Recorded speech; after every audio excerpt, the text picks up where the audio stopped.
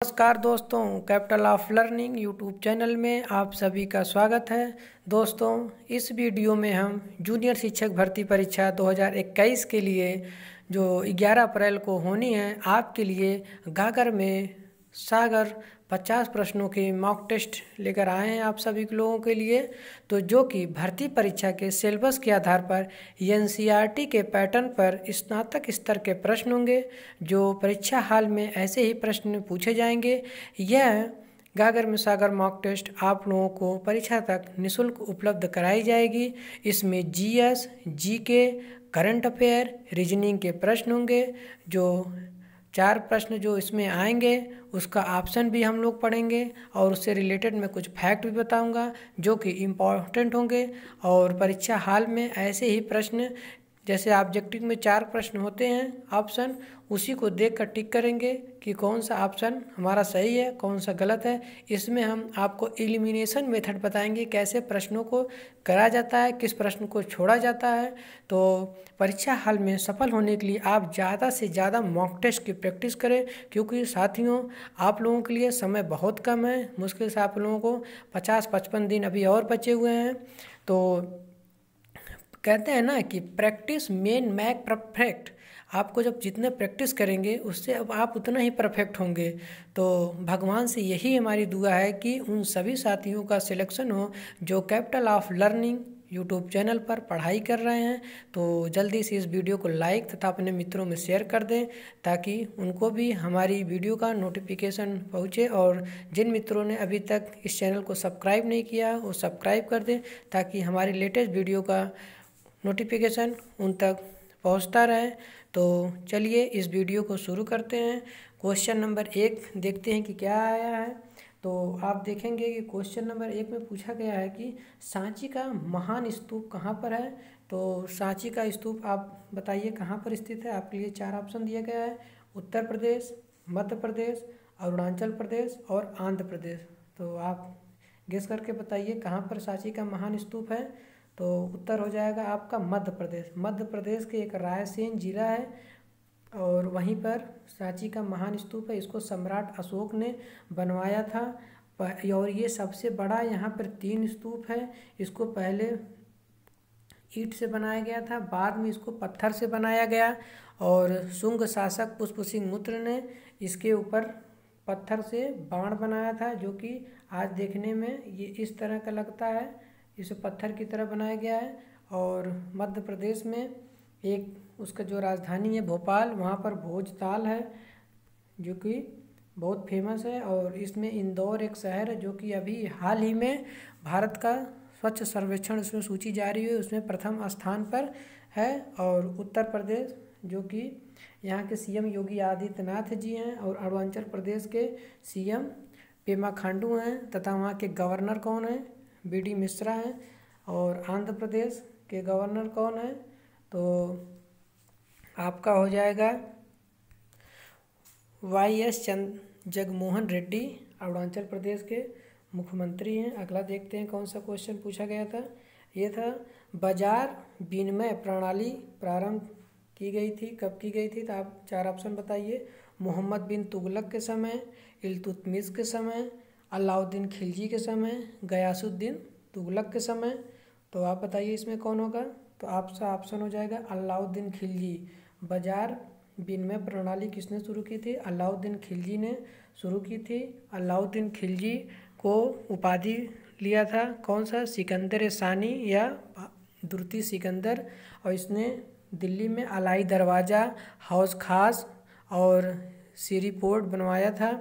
और इसने जो है पहली बार सैन्य संगठन को जो बनाया था उसमें जो है सैनिक व्यवस्था को लागू किया था, जिसमें नगद वेतन, कहता है ना कि कौन सा दिल्ली सल्तनत का ऐसा सुल्तान था जिसने सैनिकों के लिए नगद वेतन दिया था। और घोड़े को इसने दागने की प्रथा या हुलिया प्रथा की शुरुआत की थी। तो अलाउद्दीन खिलजी ने घोड़े को दागने या हुलिया की प्रथा की शुरुआत की थी।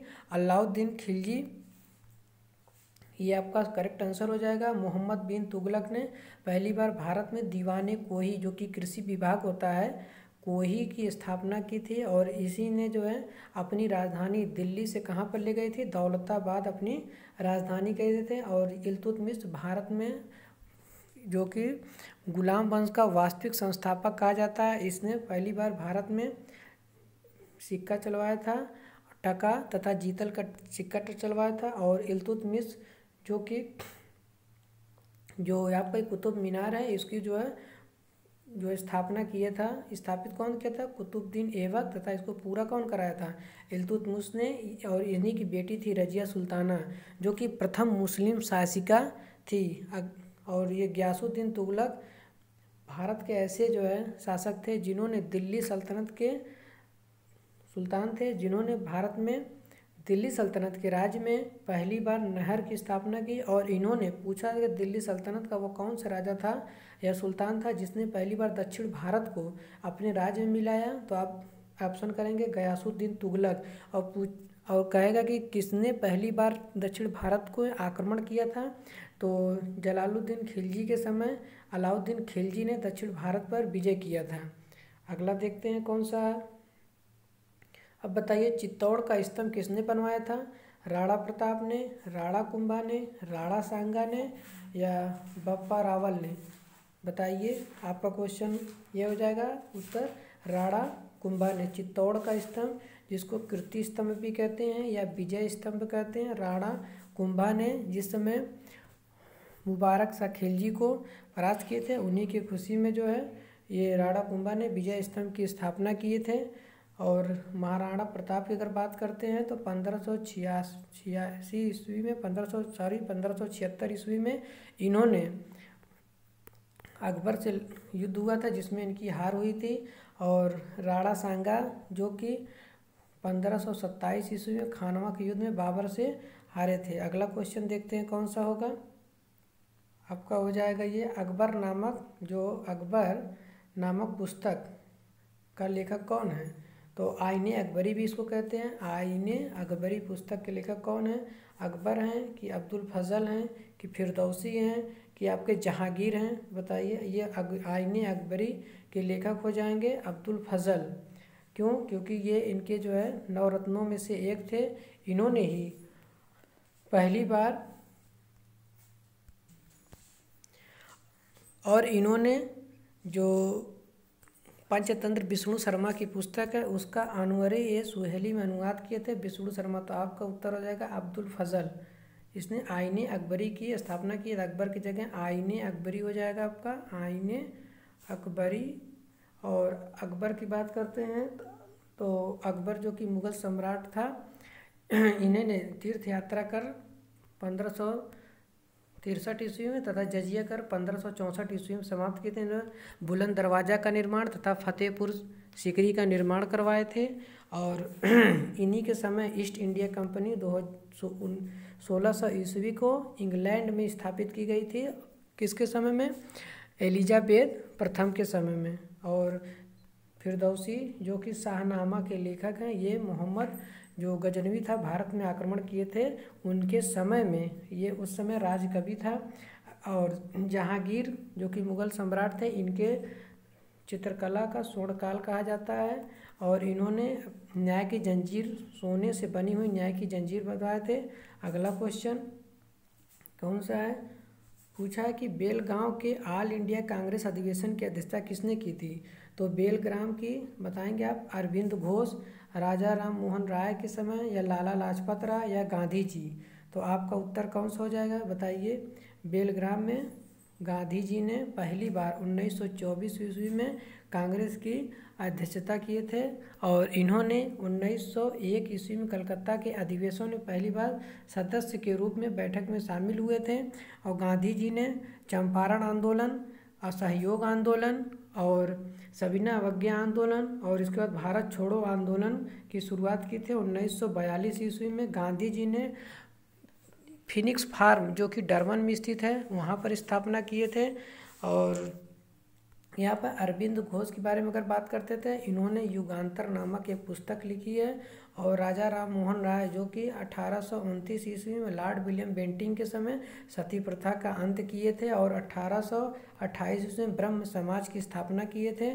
लाला लाजपत राय द्वारा गो साइमन गो बैक का नारा लगाए थे। तो इसमें अंग्रेज़ों ने इन्हों लाठी से काफ़ी जो है प्रहार किया और इनको चोट लगी और इसके बाद में अस्पताल में इनकी मृत्यु हो गई। इनके द्वारा लिखी गई पुस्तक है ट्रिब्यूनल और अनहैप्पी इंडिया, इनकी द्वारा प्रसिद्ध पुस्तक है। ये लाल बाल पाल में भी शामिल थे लाला लाजपत राय।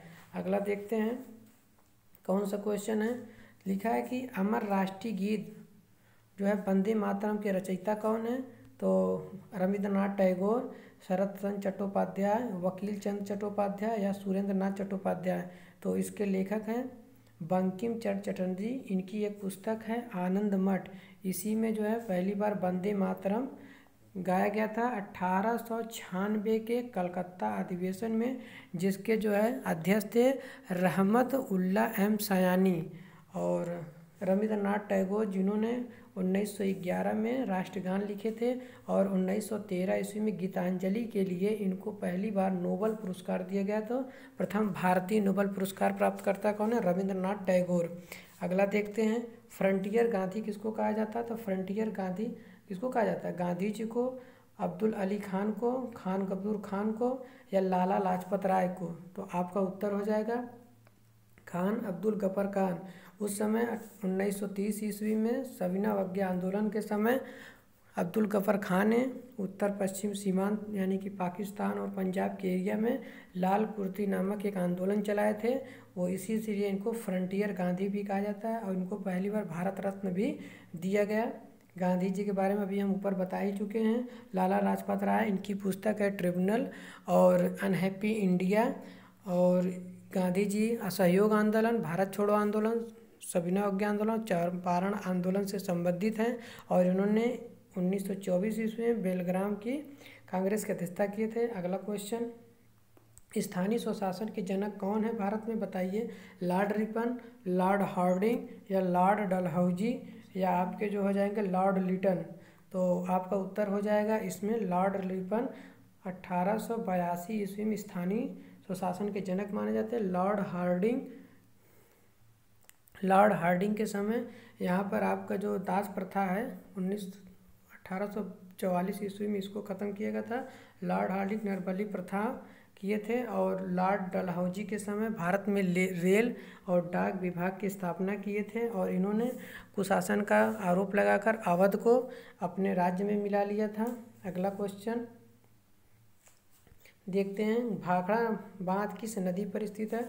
तो भाखड़ा बांध आपका जो सतलज नदी है उस पर स्थित है। सतलज नदी हरियाणा और हिमाचल प्रदेश के बॉर्डर में भाखड़ा नंगल बांध स्थित है। और देखिए इसमें कहाँ पर है, चिनाब नदी, रावी नदी, सतलज और ताप्ती नदी। तो आपका ये सतलज नदी पर हो जाएगा। चिनाब नदी पर आपका बगली बिहार है, दुल्हस्ती है और सलाल परियोजना। रावी नदी पर आपका थीन हो जाएगा और चमेरा परियोजना है रावी नदी पर। ताप्ती नदी पे ककरा पार और उकाई परियोजना जो कि गुजरात में है।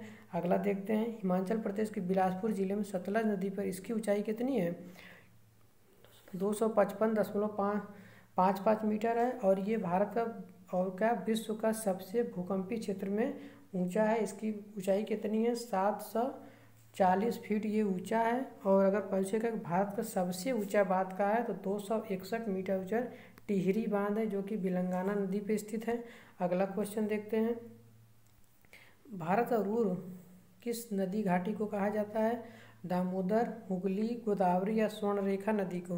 तो भारत का रूर किसको कहते हैं, दामोदर नदी को। दामोदर नदी जो कि छोटा नागपुर के पठारी भाग में स्थित है। इसको बंगाल का शोक भी कहा जाता है, जो कि इसको जैविक मरुस्थल कहते हैं क्योंकि ये ज़्यादा से ज़्यादा गाद लेकर जाके और इसको मिलन कहाँ पर होता है, हुगली नदी में मिलती है। और यहाँ पर रूर प्रदेश कहते हैं क्योंकि यहाँ पर सबसे ज़्यादा कोयला, लोहा, बॉक्साइट आदि अनेक खनिज पदार्थ यहाँ पर पाए जाते हैं। हुगली नदी की बात करते हैं तो हुगली नदी कलकत्ता में है और कलकत्ता शहर हुगली नदी के तट पर स्थित है।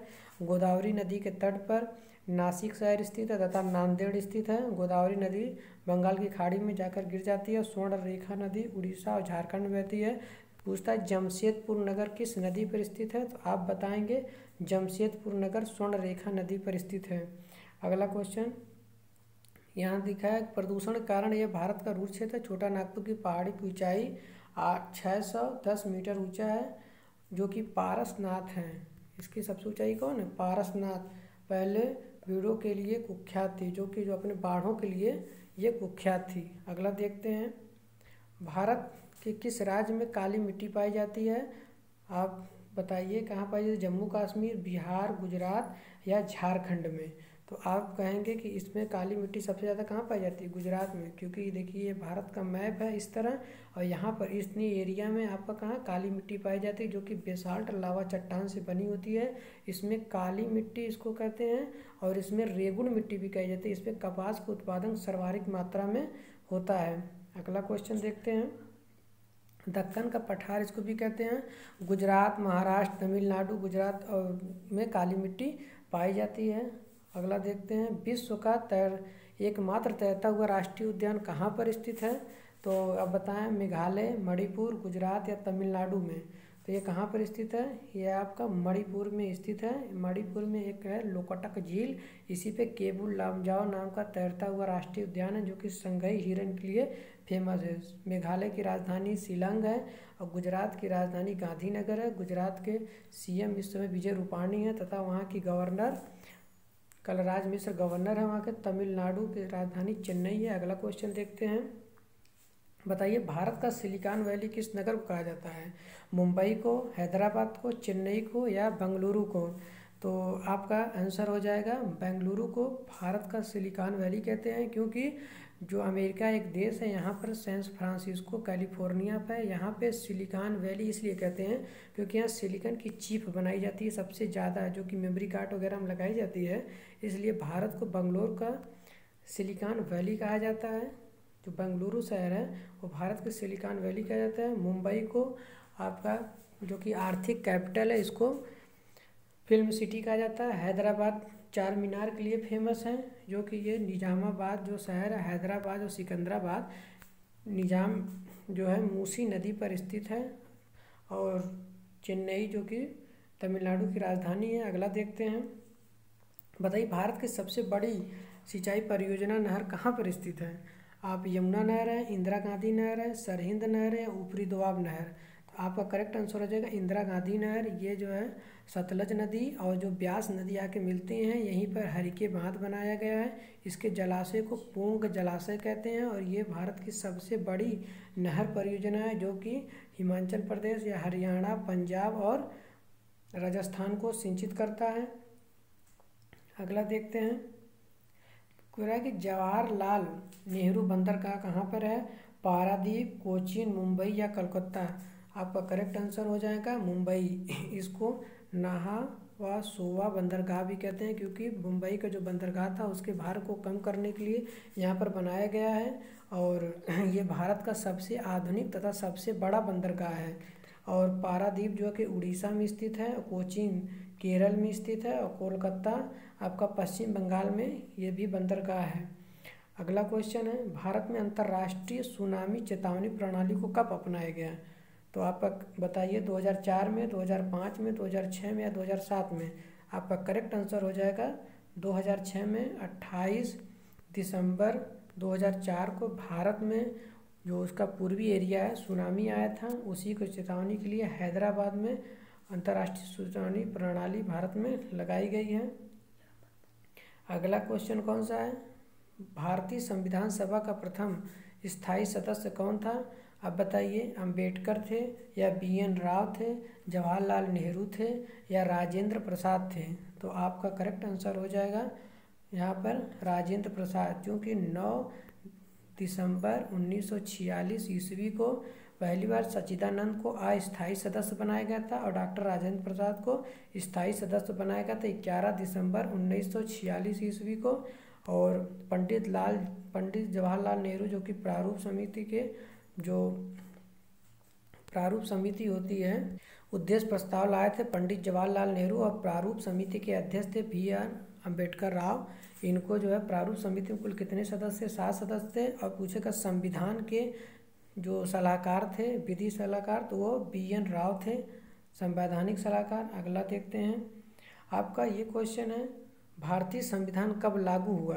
तो आपका ऑप्शन है 26 जनवरी 1950 को, 26 जनवरी 1952 को, 15 अगस्त 1948 को या 29 नवंबर 1949 को। तो आपका भारतीय संविधान कब लागू था? 26 जनवरी 1950 को। अगर कहेगा अंगीकृत कब किया गया था, तो आप बताएंगे 26 नवंबर 1949 को अंगीकृत किया गया था, तथा लागू कब किया गया था? 1950 ईस्वी को। और 26 नवंबर को भारत में संविधान दिवस भी मनाया जाता है, इसको कॉन्स्टिट्यूशन डे कहते हैं। अगला क्वेश्चन देखते हैं, भारतीय संविधान में राज्य के नैतिक निर्देशक सिद्धांत के अवधारणा किस देश से ली गई है? ऑस्ट्रेलिया से, कनाडा से, अमेरिका से या आयरलैंड से? तो आपका करेक्ट उत्तर हो जाएगा राज्य के नैतिक निर्देशक सिद्धांत आयरलैंड के संविधान से लिए गए, ऑस्ट्रेलिया के सिद्धांत से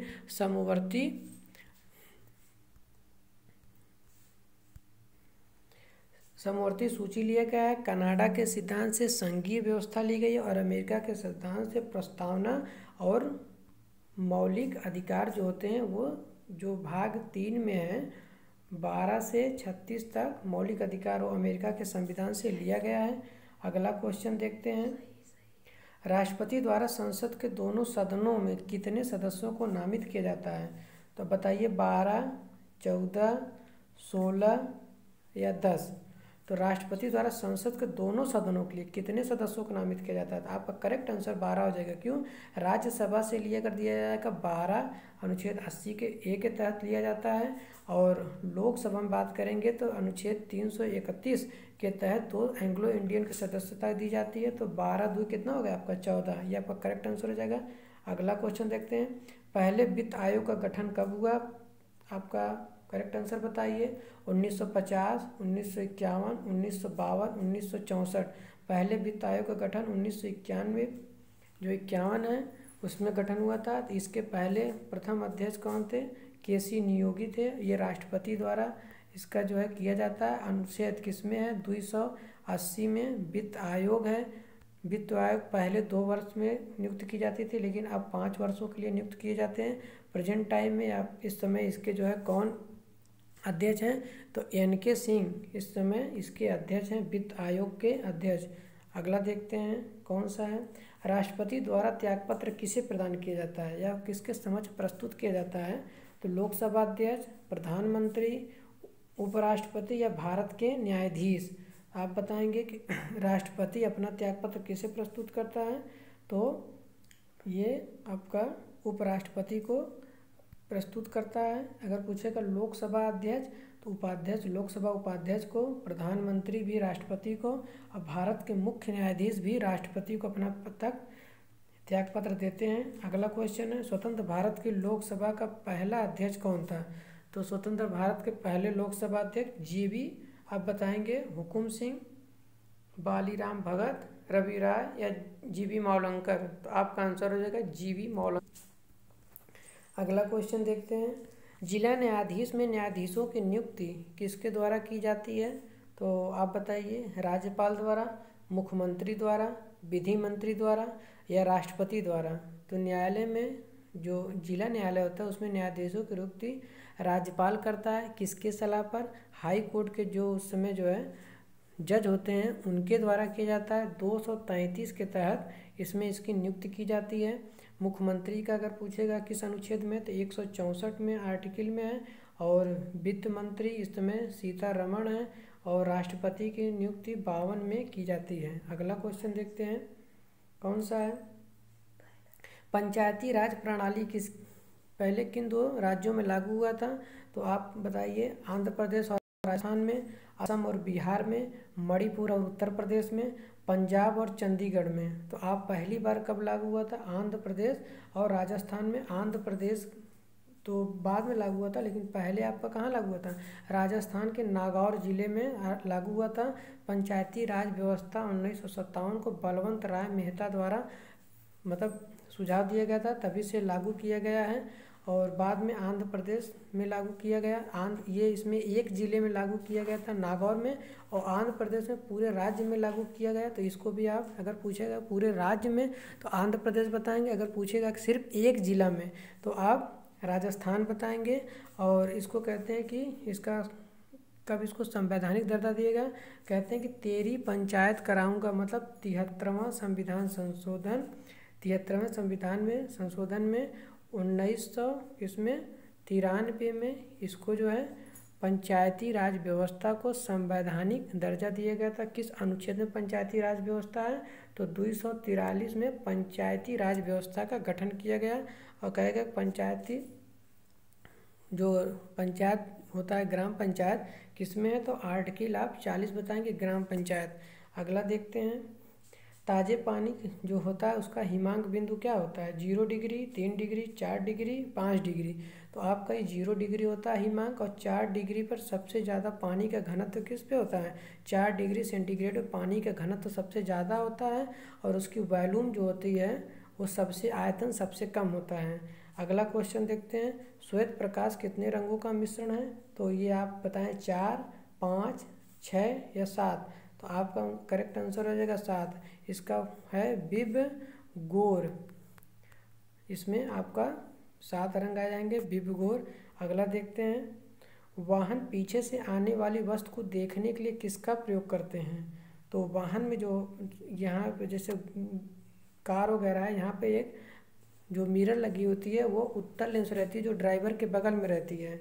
तो आपका करेक्ट आंसर उत्तल, क्योंकि ये चित्र को काफ़ी जो है कंप्रेस करके थोड़े चित्रों में पूरा दृश्य दिखा देता है। और उत्तल लेंस नहीं पर हो यहाँ पर उत्तल दर्पण हो जाएगा। और अवतल दर्पण से दाढ़ी बनाने के लिए यूज करते हैं, और नाक कान गला के डॉक्टर भी इसी का यूज करते हैं। अगला क्वेश्चन देखते हैं, कौन सा ग्रीन हाउस गैस नहीं है, इसमें पूछा, आप बताइए, hydrogen, carbon dioxide, nitric oxide या क्लोरोफ्लोरोकार्बन।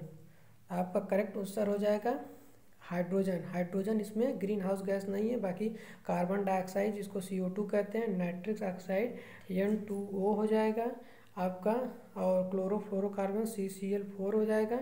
इसमें कार्बन डाइऑक्साइड सबसे ज़्यादा होता है, कितना %, लगभग 60%।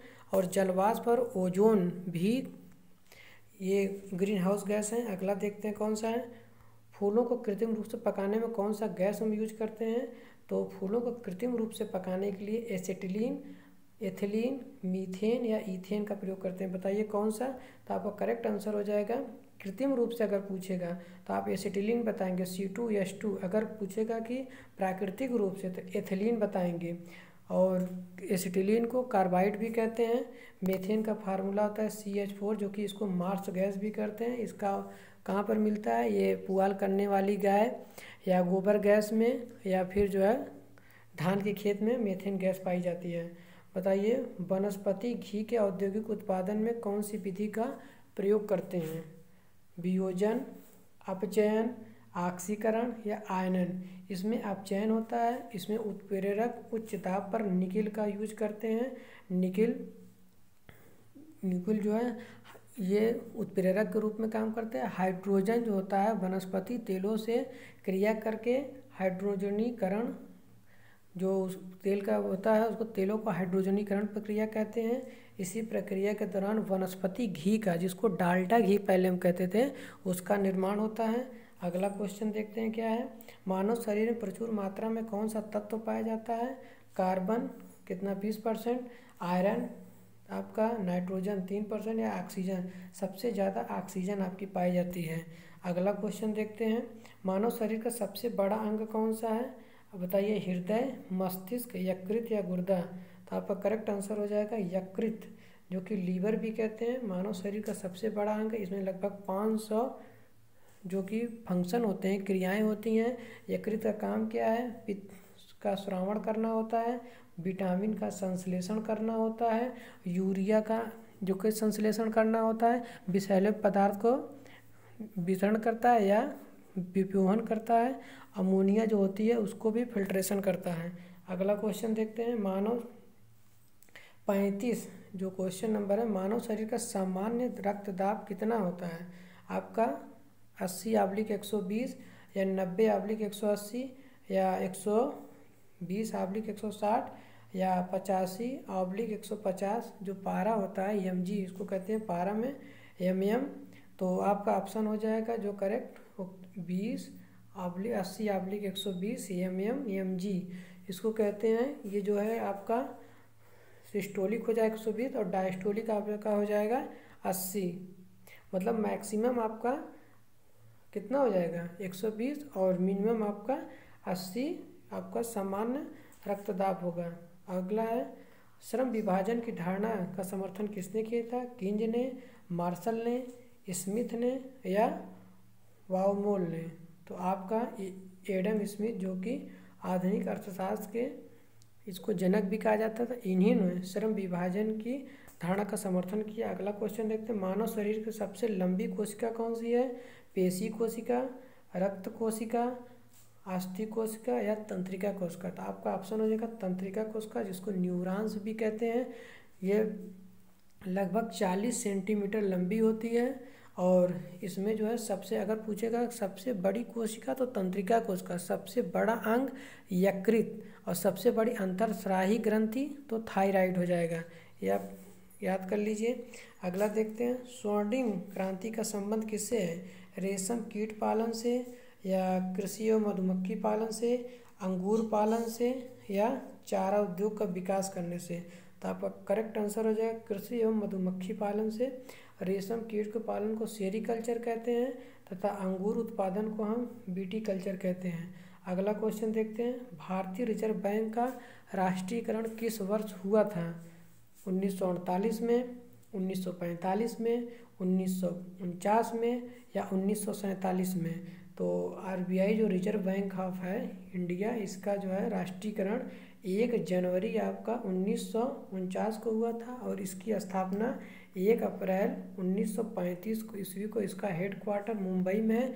इसके प्रेजेंट टाइम के अध्यक्ष शक्तिकांत दास हैं, जो कि 25वें नंबर के अध्यक्ष हैं। अगला देखते हैं, 40वां कौन सा है? 1 रुपये के नोट पर किसके हस्ताक्षर होते हैं? वित्त मंत्रालय के सचिव के, आरबीआई के गवर्नर के, वित्त मंत्री के या राष्ट्रपति के? तो आपका करेक्ट आंसर हो जाएगा वित्त मंत्रालय के जो सचिव होते हैं उनके 1 रुपये के नोट पे हस्ताक्षर होते हैं। बाकी जितने 2 रुपये या 5 रुपये या 10 रुपये जितने भी इससे ऊपर के नोट है उस पर किसके हस्ताक्षर होंगे? आरबीआई के गवर्नर के उस पर हस्ताक्षर होते हैं। और इस समय वित्त मंत्री हमारी कौन है? सीतारमण। और राष्ट्रपति रामनाथ कोविंद हैं। अगला क्वेश्चन देखते हैं कौन सा है? हाल ही में रिवर जो क्रूज है ब्रह्मपुत्र मुक्ता का उद्घाटन किस राज्य में हुआ है? रिवर क्रूज कौन सा है? ब्रह्मपुत्र मुक्ता का उद्घाटन किस राज्य में हुआ है? बताइए। मेघालय में, असम में, पश्चिम बंगाल में या फिर नागालैंड में? तो आपका उद्घाटन कहाँ हुआ है? असम राज्य में हुआ है। असम में इसके जो है सीएम है सदानंद सोनोवाल हैं तथा वहाँ के जो है गवर्नर हैं जगदीश मुखी। अगला देखते हैं, बताइए हाल में किसे विश्व संगीत समारोह में तानसेन सम्मान से सम्मानित किया गया है? पंडित सतीश व्यास को, अजय शर्मा को, हेमंत कुमार पांडे को या प्रयाग पांडे को? तभी हाल ही में पंडित जो है सतीश व्यास हैं उनको तानसेन पुरस्कार दिया गया। ये मध्य प्रदेश के ग्वालियर जिले में से दिया जाता है। अगला क्वेश्चन देखते हैं, क्योंकि तानसेन का मकबरा कहाँ पर? ग्वालियर में। इसको भी आप लोग याद कर लीजिए। हाल ही में यामिदा दुतुरई किस राज्य का 38वां जिला बना हुआ है? आप बताइए किस राज्य का? आंध्र प्रदेश, कर्नाटक, केरल या तमिलनाडु का? तो ये तमिलनाडु का अभी हाल ही में 38वां राज्य बना है, जो कि नागपट्टनम से अलग होकर बना है। इसकी राजधानी चेन्नई है। अभी तमिलनाडु में हल्दी अनुसंधान की स्थापना की गई है और कोविड संदिग्ध वार्ड भी शुरू किया गया है। ये भारत में अंगूर उत्पादन मतलब अंग के दान देने में तथा मछली के उत्पादन में शीर्ष स्थान पे। अभी मछली के उत्पादन में शीर्ष स्थान पे गुजरात था, लेकिन इसने क्या किया? पीछे कर दिया है। अगला क्वेश्चन देखते हैं कौन सा हो जाएगा? हाल में प्रतिष्ठित इंजीनियर पुरस्कार 2020 किसको दिया गया है? बताइए। रॉबिन मित्तल को, प्रतीक शर्मा को, बीके यादव को या महिपाल रोठने को? तो आपका आंसर हो जाएगा ये जो है रेलवे के पूर्व चेयरमैन थे बीके यादव को हाल ही में प्रतिष्ठित इंजीनियर पुरस्कार 2020 से पुरस्कृत किया गया है। हाल ही में एक जिला एक शिल्प अभियान किसने शुरू किया है? बताइए। गुजरात, मध्य प्रदेश, पश्चिम बंगाल या फिर केरल। आपका जो है ये हो जाएगा आपका ऑप्शन क्या है? मध्य प्रदेश, क्योंकि एक जिला एक उत्पाद कहाँ शुरू किया गया है? मध्य प्रदेश में शुरू किया गया है। और यूपी में अभी हाल ही में शुरू किया था एक जिला एक उत्पाद। पूछेगा तो उत्तर प्रदेश। एक जिला एक शिल्प का उत्पादन कहाँ हुआ है? मध्य प्रदेश में। अभी कुशल श्रमिकों के लिए रोजगार सेतु योजना कहाँ लॉन्च हुआ है? मध्य प्रदेश में। भोपाल इसकी राजधानी है और यहीं राजधानी में भोजताल भी है। Top parent app for student भी लॉन्च किया गया है। सबसे खराब मृत्यु दर, जहाँ की सबसे खराब मृत्यु दर किस राज्य की है? तो एमपी की सबसे खराब मृत्यु दर है, ये एमपी से है। गुजरात की राजधानी गांधीनगर है। पश्चिम बंगाल की राजधानी कोलकाता है और केरल की राजधानी तिरुवनंतपुरम है। यहीं पर शांत वैली या पेरियार वन्यजीव अभ्यारण्य है। अष्टामुडई तथा बेम्बनाड झील भी यहीं पर है। अगला क्वेश्चन देखते हैं। ये क्वेश्चन आपका रीजनिंग से आ जाएगा दोस्तों। पूछा है कि ACE और BDF और GIK, तो अगला पद आपका कौन सा हो जाएगा? इसमें ऑप्शन है LJH, ZYX, HJL, KML। तो पहले आप लोग क्या करेंगे? A से लेकर Z तक एक लेटर बनाइए। A पे 1, B पे 2, इसी तरह आगे करके Z पे 26 हो जाएंगे। फिर इनको रिवर्स ऑर्डर में भी याद करिए और फिर इनका अपोजिट लेटर याद करिए। जैसे A का Z हो जाएगा और B का आपका Y हो जाएगा, C का W। ये जब आप लोग कन्फर्म करके याद कर लेंगे तब अब रीजनिंग आपके लिए बहुत ही आसान हो जाएगी। जैसे इसको देखते हैं, इसको कैसे सॉल्व करेंगे? ACE है, मतलब A में 2 जोड़ देंगे C में 2 जोड़ देंगे, कितना E आ जाएगा। उसी तरह B में D और F इसमें जोड़ेंगे तो कितना हो जाएगा? B में 2 जोड़े तो D में 2 जोड़े तो F। उसी प्रकार G में 2 जोड़ेंगे तो I में 2 जोड़ेंगे तो K कितने पे? 11 पे है। इसी प्रकार आपका अगला टर्न क्या हो जाएगा? H में 2 जोड़ेंगे तो कितना हो जाएगा आपका? 10। H 8 पे होता है, G आपका कितने पर? 10 पे हो जाएगा, 10 पे। और फिर इसमें 2 जोड़ देंगे कितना? 12 हो जाएगा। 12 मतलब आपका यल हो जाएगा। तो आपका ऑप्शन क्या हो जाएगा? JHJL। आपका कौन सा ऑप्शन है? C वाला। ये आपका करेक्ट राइट आंसर हो जाएगा। अगला देखते हैं।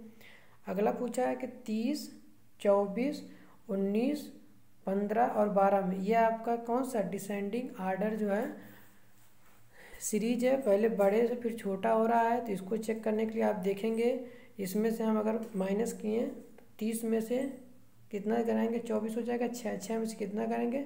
5 माइनस कर देंगे। फिर 19 में से कितना करेंगे? -4। फिर इसमें -3। फिर इसमें कितना कर देंगे? 12 में -2। तो आपका करेक्ट आंसर कितना हो जाएगा? 10। तो देखिए इसमें 10 आया आपका आंसर। अगला देखते हैं। यदि कूट में तमिलनाडु को कितना लिखा गया है? 3, 8, 7, 2, 4, 1, 8, 5, 9, 1 से लिखा जाए तो डालमिया को किस शब्द से लिखेंगे? ये आपका चारों ऑप्शन दिया गया है, इसमें से बताइए। आपको कुछ नहीं करना है। तमिलनाडु हम ऐसे लिखेंगे, तमिलनाडु आप ऐसे लिख लीजिए। उसके बाद जितने यहाँ लेटर दिए गए 3, 8, फिर 7, फिर आपका 2, 4, 1, 8, 5, 9, 1 ऐसे लिख लीजिए आप। उसके बाद जौन सा आपका लेटर मिलेगा, जैसे देखिए डी के ऊपर कौन सा है? डी का आपका कितना हो जाएगा? तो आप उसी तरह इसको मिला लीजिए। डी पे आपका कौन सा आंसर हो जाएगा? ए पे जैसे मान लीजिए 8 हो जाएगा आपका। तो अब 5, 8, 4, 7, 2, 8 आपका करेक्ट आंसर हो जाएगा। अगला देखेंगे। नेचुरलाइजेशन से क्या शब्द बनाया जा सकता है? तो आपका हो जाएगा टर्न बनाया जा सकता है, एक ऑप्शन। नेशन बनाया जा सकता है, नेचुरल बनाया जा सकता है, रूरल। तो मतलब कौन सा नहीं बनाया जा सकता? आपका टर्न बन जाएगा TURN, ये भी है उसमें, T भी है, U भी है, R भी है, N भी है। नेशन में आपका N है, A है, TION भी है, नेचुरल भी है इसमें। लेकिन रूरल में नहीं है क्योंकि इसमें एक ही R है और इसमें आपको 2 R दिख रहे हैं, इसलिए एक आंसर डी वाला गलत हो जाएगा। अगला देखते हैं। लास्ट क्वेश्चन ये कह रहा है यदि AL मतलब आल जो है ALL, अगर हम आल को लिखते हैं 25 लिख दिए और नाउ NOW को हम 52 लिख दिए हैं, तो पूछा है कि नन का क्या हो जाएगा आपका ऑप्शन 44, 48, 53 या 57, इसमें आपको बताना है। तो देखिए अभी हम बताएं ना कि ए से जेड तक आप सभी लेटर को याद कर लीजिए किस नंबर पे है, इसको ऐड करेंगे। ए 1 पे है, यल 12 पे है और ये भी 12 पे है, तो 12 12 24, 1 25 हो जाएगा, ये तो करेक्ट हो गया। नाउ को देखेंगे आपका एन ओ डब्ल्यू है, तो आपका ये कितने पर हो जाएगा 14 + 15 + आपका 23, तो आपका कितना हो जाएगा ये 52 हो जाएगा। इसी तरह नन को भी देख लेंगे, N O N E, N पे कितना है 14, ओ पे कितना है 15, फिर एन पे कितना है 14, फिर ई पे कितना है आपका 5, मिला के अगर जोड़ेंगे इसको 14 14 कितना हो जाएगा 28, 28 और 14 तियाँ 42, एक आपका 43 हो जाएगा, 5 48, आपका करेक्ट आंसर 48 हो जाएगा। तो ये था दोस्तों कुछ क्वेश्चन जो कि आपके एग्ज़ाम के लिए बहुत ही महत्वपूर्ण है। ये हमारी टेस्ट सीरीज की पहली मॉक टेस्ट थी जिसका नाम गागर में सागर है। आपके एग्ज़ाम तक ये लगातार यूं ही मिलती रहेगी और इसमें मैं कुछ ज़्यादा ही फैक्ट बताती हूँ, इसलिए वीडियो बहुत ज़्यादा लंबा हो जाएगा, लेकिन आपके लिए समय कम है इसलिए फैक्ट भी ज़्यादा आपको इसी वीडियो में ही बताना चल रहा हूँ कि ज़्यादा से ज़्यादा आपको नॉलेज गेन हो। तो उम्मीद करते हैं कि ये वीडियो आपको पसंद आया होगा। तो आप इस वीडियो को अपने दोस्तों अपने मित्रों में भी लाइक शेयर तथा सब्सक्राइब कराएं तथा उनको बताएं कि बेल आइकन पर प्रेस कर लें ताकि हमारी लेटेस्ट वीडियो का नोटिफिकेशन उनका सबसे पहले पहुंचे। Thank you for watching this video.